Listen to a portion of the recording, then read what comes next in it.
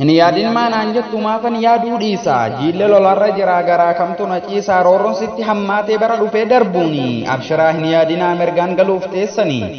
madaan qeerroo kaleessaa tokko isaanuu fayyine ooletis yoo bubbule jiilletti lola banee akka isaan yaadanii yoom isiniif ta'e akka isin yaadan yoom isiniif ta'e rabbitti amannee nabiif ajajamnee tokkummaan ol kaanee diina injifanne tokkos ta'e kumaan yoomti wareegamne akkuma olee buluun seenaa galmeeffanne akkuma olee buluun seenaa galmeeffanne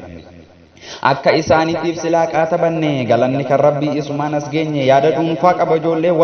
wallorraahi dhaga ilmaan walloo dhiiraa fi dhalaanii eessaf deema jedhi yaada namaa bari eessaf deema jedhi yaada namaa bari san booda dubbadhu akka ofii feetetti yeroo qaba hundi ilmaan oromooti